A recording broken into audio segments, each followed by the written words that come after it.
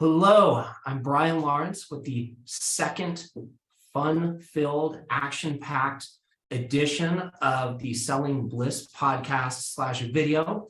And after having Samantha McKenna, there was only one possible person I could think of who might be able to follow Samantha, and that is Amy Volas. Amy, welcome. How are you doing today?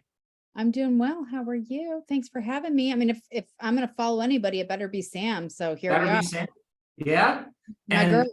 I mean, Sam was fire. She looked great, but she did not have glasses that matched her cozy jacket the way you do. Hi, are you feeling nice and toasty? How are you doing? I am nice and toasty. I'm doing well. I'm happy. Winter is here. We were talking a little bit about this before we hit the record button. Yeah. I am one of very few people, I think. I do not like fall. I could care less about pumpkin spice lattes and all the things. And it is like a snow globe, and I'm real happy about it. So yeah, I've got my little long sweater, and I didn't plan my glasses and my sweater, I promise. But here we are. So thank you for having me.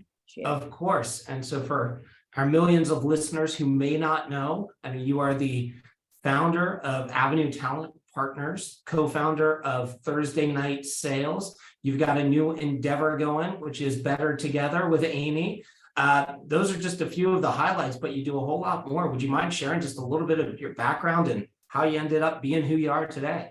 Yeah, well, I'm not sure how I ended up being who I am today, but some of the things that led me to this point. Yeah. Sales is my first business love, and it is something that I care deeply about. And my big thing is I want to leave the community and the ecosystem better than when I came into it. So I was thrown into the deep end of sales many moons ago in the 90s, into enterprise sales specifically. That's my background. I've sold over $100 million in revenue. And through my trials and tribulations of being in sales, I also got into sales leadership. And through that experience, I was bitten by my second bug, which is my second business love, and that's startups. And through that, I was in HR tech, selling products and services. Those are very different things. For those that think that those are the same things, they are not. And I learned a bunch, and I messed up a bunch. And I realized that regardless of the year, regardless of whether there was a lot of technology or a little technology, or how big or small a company is, or where they're located, the number one thing remains, even in almost 2023, that the human condition prevails. The bots haven't taken over. And I am bullish on helping people remind themselves that when you take the time to really understand what that's all about in sales, in recruiting, in business, as founders, as sellers, as sales leaders, as people looking for jobs, as people interviewing people for jobs, and anything around any of that, that you don't chuck the human condition, because when you do, bad things happen. And when you don't, wonderful opportunities blossom. So that's my jam. That's what I'm all about. Oh, and I'm writing a book too. So there we go. Writing a book. Wow. When's it coming out? December 30th, which is my birthday of 2023. So it'll be here in a year and a month plus. So Okay. yeah, I'm just starting. I'm like, oh, now what am I doing? Now what did I do? Okay. What a birthday present for you and for everyone else. So we'll Hope lead us so. to 24. Perfect. I hope so. Otherwise, it will be a dud, and that'll make me sad, and it won't be a very good birthday. So there you go. Impossible.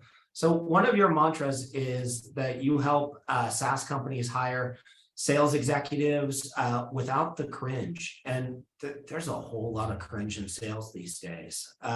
What do you see, and what are some of the things, like how do you help remove the cringe from sales? Yeah, I mean, I think it's that basic foundation of ultimately, and I think even before I say that, let's go back to thinking about how people operate. So you and I, we're people. You're a sales leader. I am a buyer. I'm a seller. I'm a leader. I have different things going on in my life. And just because I will get off this podcast and I'll go into something else, and I might have to do something else. So maybe I put my sales hat on, and then the next call I have to put my buying hat on, and then the next call I have to put my consulting hat on, and then the next call I have to put on my writing a book hat on. I'm still the same person fundamentally. It's not like I go through a car wash and all of a sudden, because I'm buying something, I'm a completely different human being, or I'm selling something and I'm a completely different human being. And I think that's where we get it twisted, is this misunderstanding that all of a sudden it's like you go to work and you become this like subhuman thing that just talks at people. And that is not okay in sales and recruiting and any of it. And that's my whole thing that I really want to encourage people to think about, is part of the cringe factor is people just show up and they throw up and they hope that something sticks and they just talk at people. And it's gross. I mean, you tell me, if I called you right now on a cold call and I just started talking at you, would you feel good about that? Would I be engaging or endearing? Would you want to spend more time? Even if I could solve every single one of your problems, if I just showed up and just started throwing up all of the things, or we're on a scheduled demo and I just present my screen and I don't even care about what you want to see. I just have a structured demo that just shows you exactly what I think you should care about. Yeah. I feel like that's wrong. And I think about then, if I don't like that, it would be like you and I going to Target together. And as soon as we walk through the door, somebody shoves a cart at us when all we wanted to do was walk in for paper towels. That's it. We don't need a cart, but somebody whips a cart at us. Like, you don't even get a choice. You just get a whipped a cart. Like, here's your cart.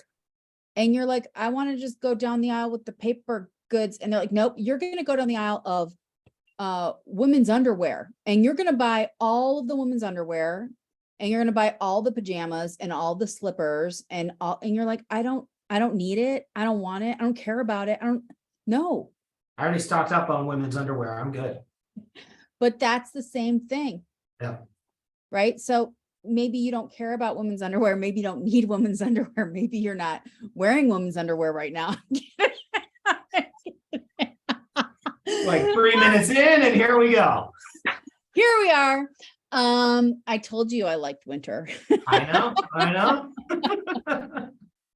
But I digress. The point is, how dare I assume what Yeah. I think you like without ever taking the time to understand and to shove a cart at you, assuming that you're going to buy anything in the store, women's underwear or paper towels or otherwise. And Yeah. so that's what happens in sales, is we assume that you're walking through, I'm going to shove the cart at you and I'm going to tell you where to go in my store. That's Yeah. horrible. Yep. And it starts, I think it's one of the things John Barrows talks about with the give a shit factor, that it starts with that, and something, I talk with my team about that. Hey, let's have some empathy for the person on the other end. And exactly as you said, you don't go through a car wash and change personas, but there's a person on the other end, and giving a shit about what they care about, what they're facing, what their challenges are, and having some sort of knowledge and being able, it's what Samantha talks about with the show me, you know me, that if you're able to signal, hey, I actually have some idea of who you are and what you might care about, what the problems are, and how I could help you, versus just showing up and show up and throw up and, hey, let me start throwing features at you. And I think it's one of the things that I see with salespeople when they start to learn their own product and they get so excited that, like, now I actually know a little bit what I'm talking about. So let me just start telling you everything about it. And when you think about that, because you spend a lot of your time interviewing salespeople and sales execs, because you're pre-qualifying them before you put them in front of a customer, potential hiring company. So what are the things that you look for and how do you think about that? Like, how do you test for that? And how do you understand if someone actually has that ability to, have that empathy and do what you just described there, that they don't just show up and, here's your cart and go buy some women's underwear at Target? Well, I mean, it could be men's underwear. I don't care. It could be whatever you want it to be, but It's not paper towels. It's not the thing you're there for, right? look, and I have a real big affinity for a paper towel. So, it could be paper towels too. Anywho, when I think about this, it's the very first thing that comes to mind is you cannot fake care. And I think that's in anything. If I care, if I genuinely care, it comes through in everything that I do and everything that I say. even if I disagree or you disagree, that's okay, but you can't fake the care. And so I look for that. So the work that we do at Avenue Talent Partners, it's an executive search firm, and we help startups hire executive sales and CS leaders. That's what we do. And the very first thing that I do before I talk to anybody to try to fill any sort of role is get very clear on what it is that my client would like and why. And sometimes I have to be putting on my challenger sales hat with them to help them realize that all of the things that they would love to have, it's not realistic. And to back that up through data, or to back that up through what the market says, because the market always speaks the loudest. It doesn't matter what I say, it doesn't matter what you say, the market's going to speak the loudest. So my job is to be a guide. It's not to be the smartest person in the room. It's not to be a jerk, and it's to be helpful. And that's part of my care. But the very first thing is to understand. And then I've got a blueprint based on the things that I've gleaned and all of the discovery work that we do with our clients. And then it's about understanding how that materializes. So you're asking me how we see it. It's not always in what somebody tells me. Yeah. It's what they show me. It's how they show up. It's the consistency in which they show up, or in how they show up, I should say. It's also their ability to help me understand what they've done, how they've done it, why they did it, the lessons that they learned from it, their story specifically in the grand scheme of things, and making it easy for me to understand. And what I find the biggest stumbling block is that people face, or what happens where it starts shutting me down and we really can't get off the starting block together, is when somebody talks around it, or they can't answer my question, or I'm confused. And I've been in sales for almost 30 years. I'm real clear on the thing. So if I'm specifically talking about an outbound sales strategy, and the person is talking about all of the things about marketing and around and the leads, you're not telling me anything about what I'm asking you for outbound, which then leads me to believe that you don't know what you're talking about. Yeah. So I'm not going to make an assumption that you don't know what you're talking about. I'm going to ask another question. And then I'm going to ask another question. And I have a 3 strikes and you're out rule, where the first time I'm going to say, I'm still murky on the question. And then I stop and I see how they answer it. And do they get defensive? Right. Are they able to help me understand? Because half the time we try to make ourselves in sales sound a lot fancier than what we really are there to do in the first place. And they don't care. Newsflash. They just want to be shot straight. That's it.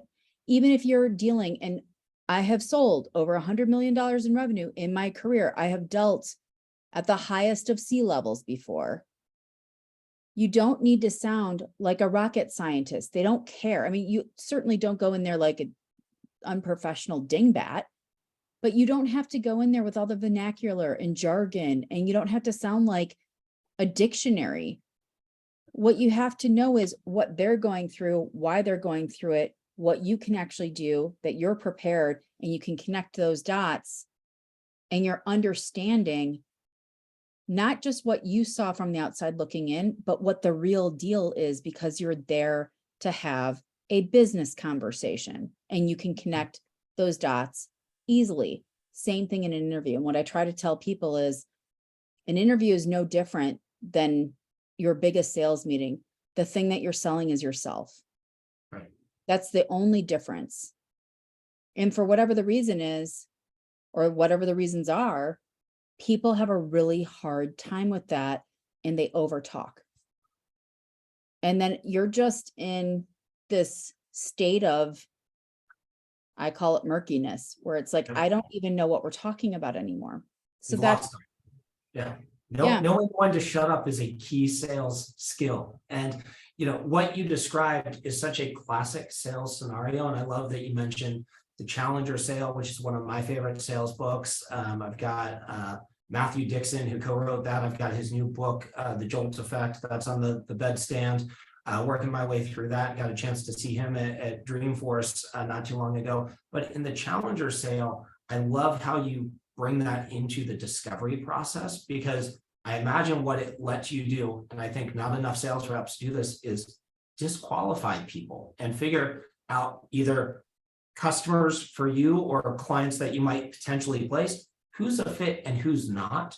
And that by being ruthless about that, that you're actually doing everyone a favor. How do you think about that process, and what do you find? I mean, do you just work with any company that says, hey, I want to work with Avenue Talent Partners and we'll pay your fee, or how do you go about that?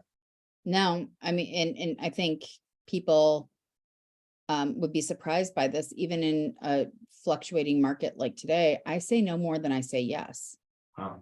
Because alignment is everything in hiring and selling and doing any sort of business, and fundraising and getting investment. And I don't care if we're not aligned, we're not going to hang with each other for very long. Yeah. Not going to work out very well. And so this actually came up in Better Together recently, where I was like, I don't think that people realize, and we have to give people a little bit of slack to understand where things come from. Early stage founders, they're told, and even regular founders, by their board, by their investors, they're told your job is to sell somebody on this job, on this company. And I think there's a misinterpretation of what that means.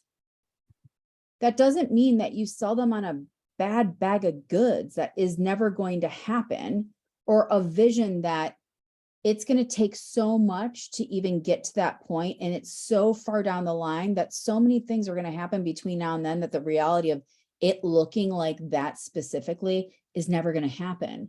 So selling somebody on something is a bad place or a bad way to be, in my opinion. And so when this comes up with the work that I do, where it's like, we have to sell the candidate, I'm like, no, you do not. And I get looks like, what? And I promise you, I'm answering your question of why I say no versus say yes. I look for the ability to help founders get out of their own way. This is one of the ways that I do it. Yeah. And what I mean by that is, I don't want to be part of the problem of the churn that we see with sales leaders in our industry. It bums me out.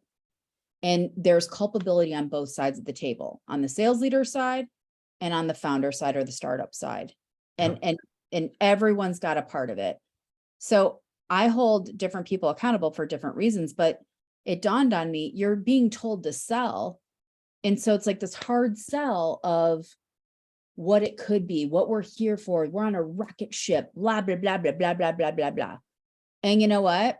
That doesn't mean anything. Yeah. It doesn't mean anything until it means something. Right now, it doesn't mean anything. And people will look at me and they'll say, well, what should I do instead? Look for alignment. People don't expect you to be perfect. They want you to be honest with them. They want to understand what they're getting into. And it's okay if you have warts. What are they? Because you know what? This person over here has warts too. Sure. And like attracts like.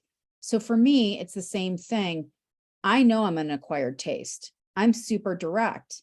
That's not for everybody. I am not here to just take your order, throw up a bunch of people, to hope that spaghetti on the wall sticks, and I'll collect a fee and just be on my merry way. That's not what I'm here to do. That's not the business that I run. That's not how I think about the services that we provide. And there will be plenty of other recruiters lined up at your door to do that for you. Instead, Yep. I'm clear as a newly Windexed window on who I like to work with, why that is, and where I do my best work, our methodology, what we bring to the table, why we do what we do, and the end result of that every step of the way. And I can speak to it clearly every step of the way. So when somebody asks me, well, what's your ideal customer profile? I can tell you exactly what that is. So when it comes my way, I can spot it and we can have a productive conversation to confirm or deny whether it still makes sense or not. And on the flip side, when it comes my way, even if it's not in alignment, that's okay. I'm very clear on saying, here's why I'm not a good fit. Yep. Here's what you might want to consider. And here are a couple other things that you could do or people you could work with. And it's not me, and that's okay. I'm not burning a bridge. I'm not being icky. I'm trying to be helpful at the same time, because you never know, just because it's a no today may not mean that it's not a no later. A lot of the time we're just off on stage Right. or off on kind of role because, Timing. or I don't do individual contribution roles. And half the time I have a firm that comes my way and they think that they want to hire a sales leader. And really what they should be doing is hiring a seller. So it's, it could be a lot of different things. Okay. I know exactly what that is. And I can flip the switch quickly to say, not me. Here's why. Here's what you can do instead. And I'll be here when X, Y, and Z happens, or when X, Y, and Z is going on, or it looks like this. Then you want to come back to I was thinking like come back down my street, but whatever that is. Yeah. And it's the same thing in sales. I would do the same thing of, I'm hearing what you're saying. Your number one thing is you want to have this implemented by January 1 with this one particular thing. You need this integration. We are not partners with this company over here. I can't do that. It's on our roadmap. I won't be able to do that for 8 months, and I don't want to hold your business back. Do you know how many times people would tell me thank you? And the door. It's amazing the response you get, because it is so unusual. And I think about job seekers and AEs who, they're eager to close the deal. They're eager to get a job. They're eager to sign this new customer.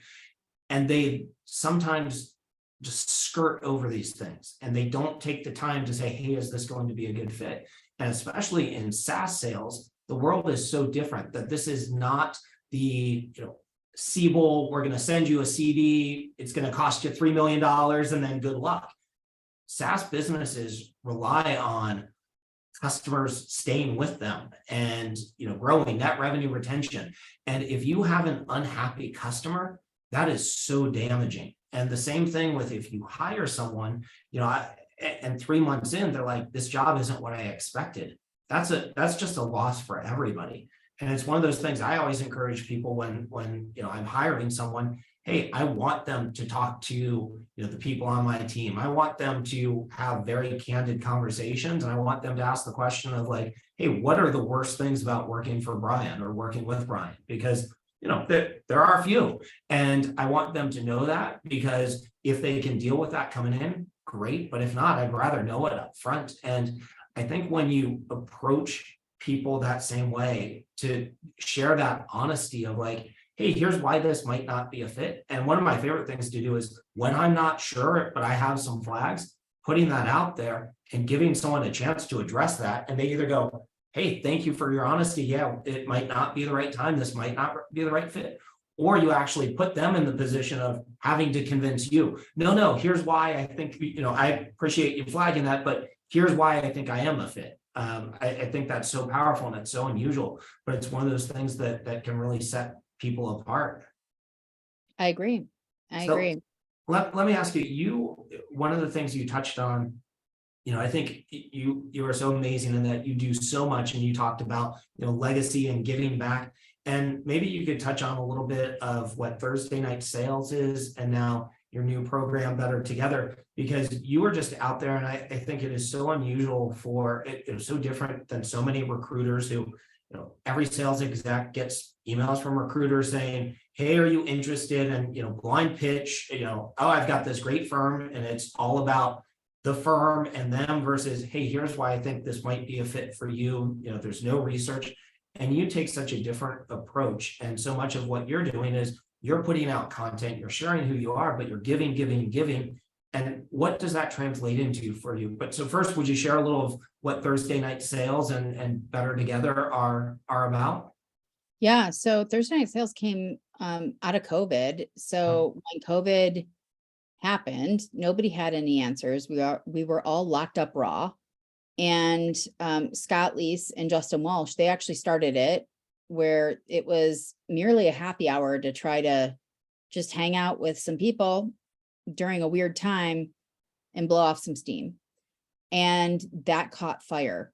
And Justin ultimately stepped back and started doing something completely different. And Scott and I were like, wait a second, this is something that's really powerful. And so I got brought in like 2 weeks after TNS started Scott and I didn't know each other very well. We knew who the other one was.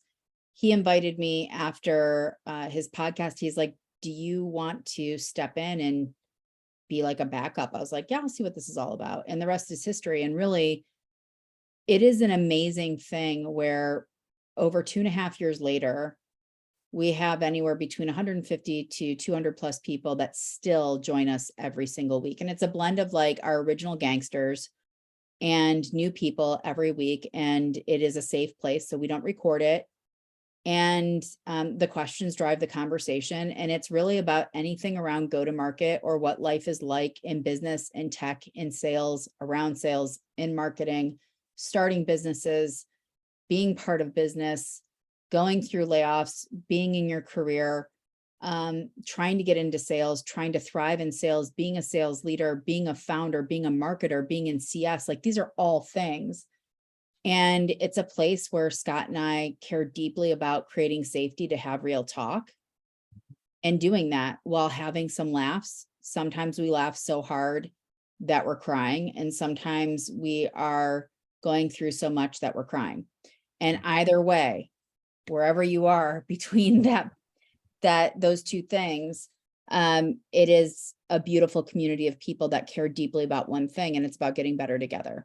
And so here we are, and here it still is. And it's a wonderful place where it's almost become a little bit like group therapy sometimes, but it's lovely. So that's TNS. Yep. Then I created Better Together at the end of August, going into September. And it was really about, wait a second, the market's shifting a little bit.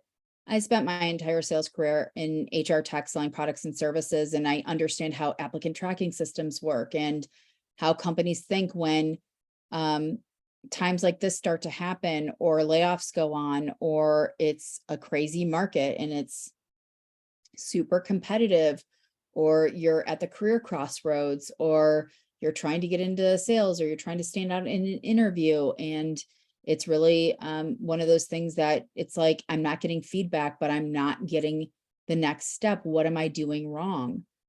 And you don't have the answers because you can't always see outside of yourself. And so it doesn't have to be a guessing game. So I thought about this concept of career coaching at scale. And that's exactly what Better Together is there to do, is, again, a safe place where people can come together to figure out, should I stay? Should I go? How do I put my best interview foot forward? How do I even think about my resume? How do I think about my LinkedIn profile? How do I think about standing out amongst a sea of other people? Oh, I got the job. How do I stand out after I start? I'm in my company. Do I stay? Do I go? How do I even use this scorecard thing that you're talking about? All of this and so much more is what Better Together is about. And it really is that career coaching at scale. So those two things are very near and dear to my heart. Yeah. How, we hear so much doom and gloom. People see, Facebook laying off people, and all the other tech companies, and you see the headlines, but what's the reality? What are you seeing? Has hiring stopped in tech, or what are you seeing out there? No, I think that people get scared, and then fear spreads like a bad disease. And it's like, oh, this company over here is hiring, or excuse me, is on a hiring freeze, so I need to be too. Yeah. And it's like, no, you may not. What's interesting about it is Mark Zuckerberg went on record and said, oops, metaverse, that was a big old mistake. I could have told you that a year ago. Like, and it's not like I am this all-knowing smart person, but the metaverse has been struggling well before now. Yeah. And sadly, it could be in a good market, it could be in a bad market. Regardless, for every good business idea, there are a slew of other bad business ideas that don't work out. I find it interesting that right now is the time to lay those people off. And so I think that there are opportunistic times to do things. Sure. So it's a lot easier for brand to go through a layoff now, that you're not going to get skewered, because it's a lot more socially acceptable to do a big layoff. And what I find is when times get hard, the work is hard. It requires a level of work, of commitment, of focus, of consistency that we haven't seen in the last 10 to 15 years. Yep. In sales, this isn't going to be about marketing. It's not going to be about where all my inbound leads at. It's not going to be about my tech stack. Those are all things you need to consider, but ultimately it's going to be about what I can control. And outbound is going to be more important than inbound ever was. And so these are things that a lot of people have not been raised in Yeah. sales in the last 10 years to really think about. They haven't had to, right? They have not had to. It was so frothy that opportunities were just dangling. And Yep. so I did some recon myself because I'm like, I'm interested to see what actually is happening, because I'm one of those people, I don't really care what I read about. Just because I see somebody that has a big voice on social media does not mean that that is the be all and end all. In fact, it makes me do a little bit more research to quantify or qualify what I'm reading. So I did a bunch of research. I looked at the US Bureau of Labor data, and right now, today is November 17th. I just read this data. Unemployment's still below 4%. We still have low unemployment. Mhm. On top of that, and I just looked at this, there are over 26,000 VP of sales roles open right now. Hmm. And for account executive, there are almost 67,000 jobs open right now. So I don't know how many of those are really open versus not open, but what that leads me to believe is there's a lot of opportunity still to be had. So it is not all doom and gloom. I think that the table stakes are higher. I think to stand out, you have to do more. And I don't think that the world of mediocrity is going to be the thing. And what I mean by that is you're actually going to have to do a lot more to stand out. And there are many folks in our profession that didn't have to do that much or be that good at their job to make a lot of money. And that's going to change. Yeah. But the A players are always going to be able to find spots, and they're valued more than Right. ever at a time like this, right? Yes. And I've been through 2001, 2008. I also went through COVID, and now we're going through this. And in all of those times, look, in 2008, I started a company. I got my rear end handed right back to me, and I went right back to Yahoo, and I was able to be successful there.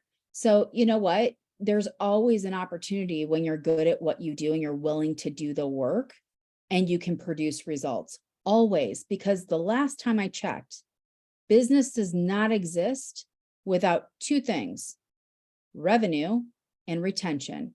And the only way that you can do those things is to have somebody that goes out and gets a customer and keeps the customer. And the only way that you can do that is to have a person that does that job. The bots have not taken over. No.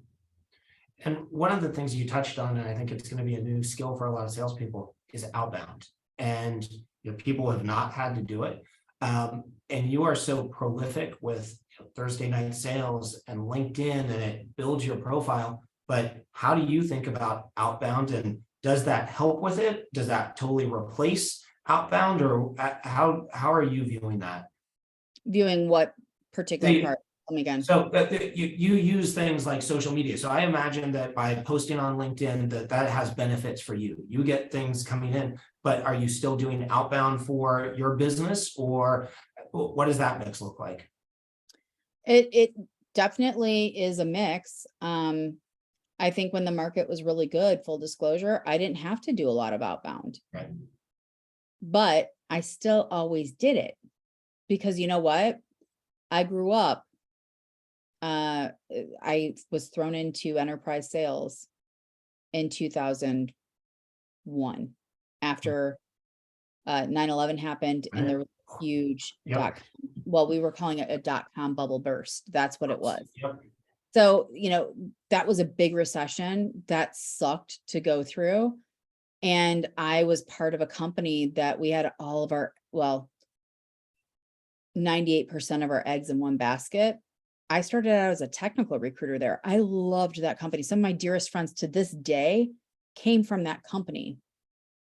And we all would have walked through fire for that CEO. It was a cool place. We had fun. It was a sexy business, like all this stuff, right? And it was like overnight, one company decided to drastically cut the contract. And that business was totally cut in a major way. And I survived a bunch of layoffs. And I'll never forget, the company was based out of Denver. They flew me out to Denver, and the CEO sat me down, and I was looking around, and it was like we were faking, because they were trying to drum up business through news stuff and different things locally. And they were just doing something with the Boys and Girls Club of Denver. And they had them there for press, and we had to go around to the cubicles that didn't have people working in them and make it look like people worked there, with like lipstick on mugs, like things like that, right? Like it was interesting. And I remember the CEO sat me down, and he's like, there's nothing for you to recruit for. And if you want to stay here, you're going to have to get into sales. And I had there was no time for training. And it's not like it's for nefarious people. It was just like, you had to do what you had to do. And the biggest lesson that I learned at that point was, you can never put all of your eggs in one basket. So even though I do social and I do all these things, and yes, it brings opportunity my way, you can never put all of your eggs in one basket. So yes, I still do outbound. I still did outbound, but inbound was a big part of my mix as well for the things that I've done. I will never stop doing outbound. And it's why I'm going to give a huge plug here to the folks over at Lavender and what they're doing to support the fact that they're not writing emails for people. They're helping people put their best foot forward. You still have to use your brain. And when you learn how to do that well, that's a skill that no bot can take away from you. And so it bums me out where I see all these tools where it's like, we'll write emails for you. And it's like, you leave so much opportunity behind, because it's not about personalization. It's about relevance of making an actual connection. And I use Lavender every day to make sure that I hit. I just did an email the other day, and it was like, yeah, this is like 80%. I was like, ooh. Yeah, we can do better. Yes. We got it to 93%. And I was like, send that bad boy out, you know? So yeah. No, I think it's so interesting, and I probably didn't phrase the question really well, but you answered what was in my mind, which was, I think sometimes people feel like, oh, I'm doing social, so I don't need to do outbound. And I think they really play off of each other. They are distinct. And that if you're doing well on social, that helps with the outbound. You've got some awareness, but it is a necessity, and especially in a time like this. And with Lavender, I'm a big fan of it as well. And I think it's I think sometimes folks get so enamored with these automation tools, the Sales Loft and Outreach, which big fans of them, but they should not replace the ability to write an email and to use Lavender and to make those personal connections. And going back to what we started at the very beginning, how does it relate to that person? How are you able to convey that? When you think about the traits that really define exceptional sales leaders, because you meet with so many of them, and you're placing the best of the best in SaaS companies, what are some of the things you look for? And if you're an AE, what would you be looking for in a sales leader? What do you think are some of the differentiators for those best sales leaders? So it's dependent on what my client actually wants. And I believe that every sales leader has a different set of superpowers. And so it's like, well, what is the combination of superpowers? Doug Landis wrote about this initially, and then I grabbed onto it and I was like, wow. And I think a little bit differently about some of the superpowers than he does, but I agree with what they are. It's like, you're a deal manager, you're a company manager, you're a culture manager, and you are a company manager. So these are 4 different things that display differently. And Doug's definition is a little bit different than mine, but we are synonymous to a lot of this. And it's like, you can only pick 2, because there isn't one super person out there. And I believe in stage appropriate hiring as well. So like early days at a startup, you have to do different things. And for somebody that's been at Salesforce, and no shade to the person at Salesforce, you're doing great work. It's just different. Right. And to the person that's at a seed round company and that's all you've ever done, and now you want to go work at Box, that's different, right? And so there are different stages where it's like the true build, and then there's a fix, and then there's a maintain, and then there's a growth, and then there's a scale. And some of these lines get blurred, Yeah. but these are different lanes that you can swim in. And out of my entire almost 30-year career, I can tell you one time, just one, that's it. There's one dude that went from sub 10 million through $1.5 billion exit. That's still to this day, the CRO that saw that whole thing through well. Yeah. I've never seen it before. It's like you think about what he had to do being a frontline leader at like sub 10 million to now being an executive leader of a lot of other executive leaders, of a lot of other leaders, of a lot of other leader. It's like, these are very different things. And so depending on what that is, I look for those things. But the synonymous stuff is I look for the care factor. You can't fake care. I look for somebody that is resilient. The thing about sales leadership that's constant, regardless of any of the stuff that I just described, it's going to change. So what got you here today is not going to get you there. And so for somebody that comes to me and they're like, here's my playbook. This is what I do. When you hire Amy Volas Incorporated, this is what you get. That makes me actually cringe, because it's like, what did you learn? And it's like, no, here's what I do. I got this. 30 days, I do this. And then my next, and it's like, I don't care even if you're in the same industry, in the same vertical, in the same segment, every business has their own nuances. And it's like, if you're not listening for those and you don't understand and you can't adjust, those are the people that keep churning. And I find those are some of the people then that can't keep their job, that now are the consultants that are like, and I'll tell you how to do it. And it's like, no, you won't. You sure won't. So it's like, or you won't tell me how to do it very well, or you're going to tell me one part of it, but all this other stuff is missing. So it's like that ability to adapt. The other thing that I look for is, do you know how to get a seat at the executive table and actually keep it? Because that's the other thing, is that most people know how to get it. They're invited in, they've got the job, and then they don't know how to keep it. What I mean by that is, do you know how to really manage up? Do you know how to challenge a founding team, a board, an executive team around you without scorched earth, to be able to have a productive conversation where you may not get your way, they may not get their way, but it's how you have that foothold of respect to move the business forward, because things are not always going to be rosy. How do you do that? Can you do that? Are you willing to do that? These are the things that I look for that make excellent leaders excellent.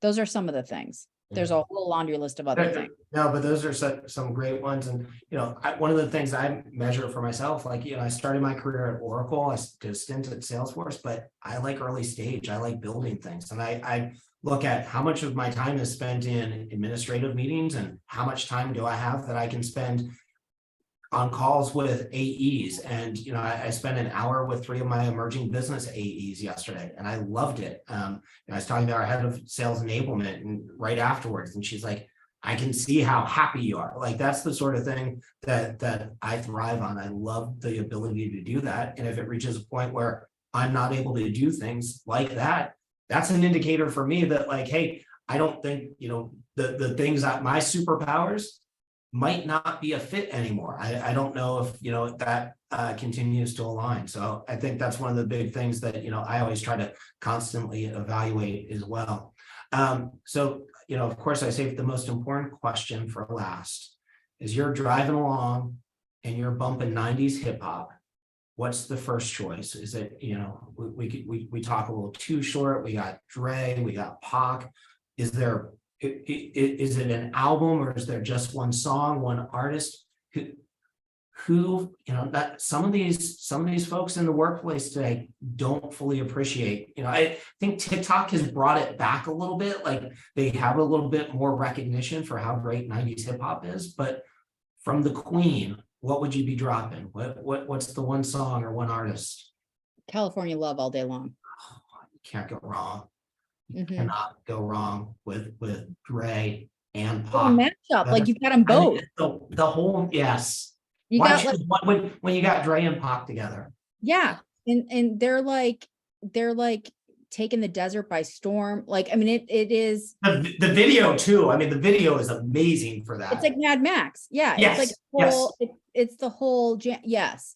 I mean, like, and that whole beat, that if that song comes on, it's like all of a sudden, I mean, it's just like the best ever. Yeah. And it never gets old. For as many times as I've heard it, it never gets old.